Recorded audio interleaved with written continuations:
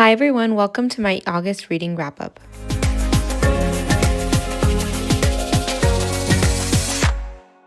I'm so excited to be here with you guys today to share 3 amazing, spectacular reads with you.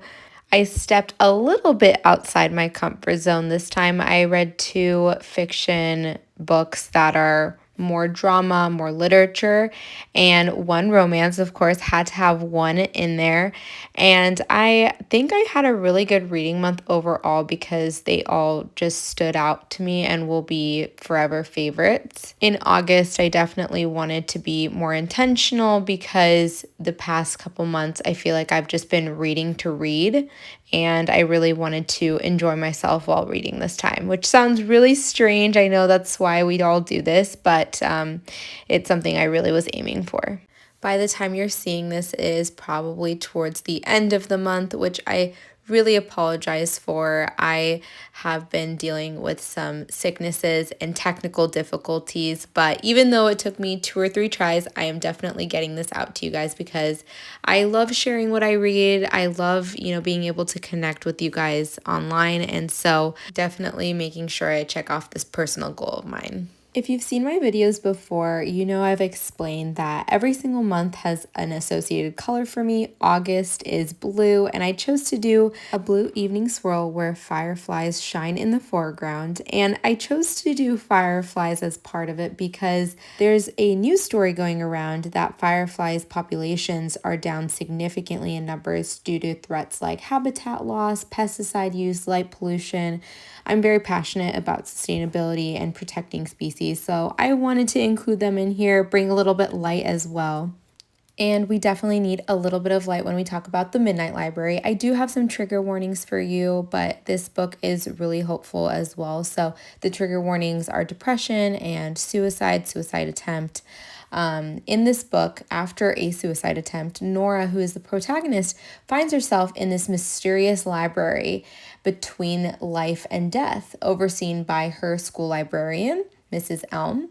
This library contains an infinite number of books, each representing a different life that Nora could have lived had she made different choices. Burdened by regrets, she's given the chance to experience each of these alternative lives as she so chooses, from being an Olympic swimmer to a glaciologist in Antarctica, I believe, to see if any of these lives are better than her own. Through this journey, she discovers that every life, no matter how perfect it seems, has its own challenges. And she comes to understand that her regrets blinded her to the valuable relationships and small joys in her original life.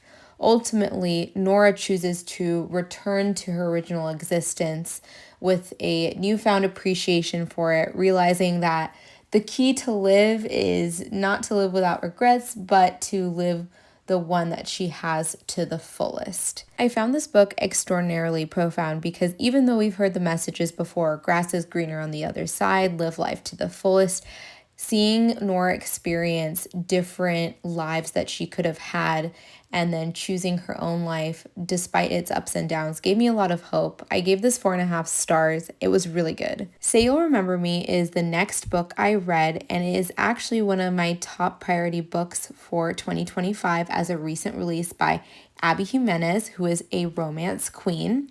When social media manager Samantha brings her sick kin to the vet, she clashes with Dr. Xavier, the vet in the clinic. Despite their initial conflict, they have an undeniable connection. Their whirlwind, crazy first date is anything but perfect, but it also ends with this devastating realization that Sam is moving to California the next day to help care for her mother, who has dementia. The two decide to forget each other, knowing that long-distance relationships are impractical, especially after a first date, but neither can get each other off their mind.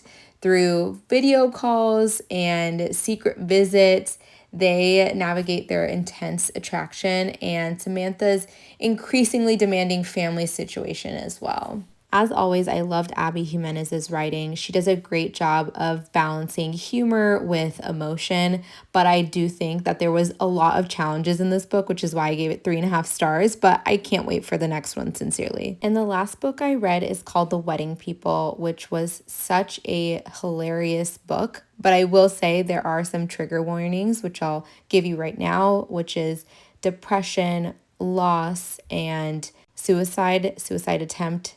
In this book, Phoebe is an adjunct professor coping with divorce, depression, and loss. She arrives at this exclusive Newport Inn intending to end her life.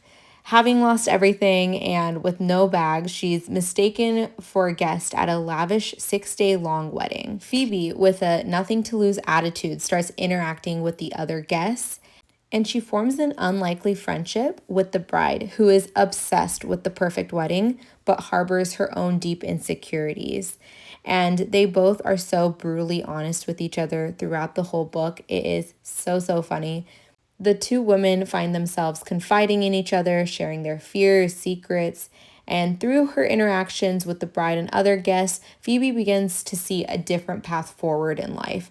The chance encounters help her find a renewed purpose, leading to a new beginning filled with hope. And I gave this 5 stars because it is a satirical and insightful book. And now I'm just going to put these books into my little library. These 3 books were so excellent. If you look them up on Google, on Goodreads, you're going to see really positive reviews, but definitely keep in mind the trigger warnings, because each book that I read dealt with some level of mental illness, and it was helpful to me, but it's not for everybody. In my book bingo, I put in the mental health representation, of course, and also a book in a place I've never been, which is Newport, Rhode Island, in The Wedding People. Unfortunately, no progress in my series tracker, but my favorite book of the month is The Wedding People. It was amazing. Definitely check it out. And there you have it. That's my August reading wrap up. I am so excited to read even more amazing books. Hopefully I'll be able to finish my bingo,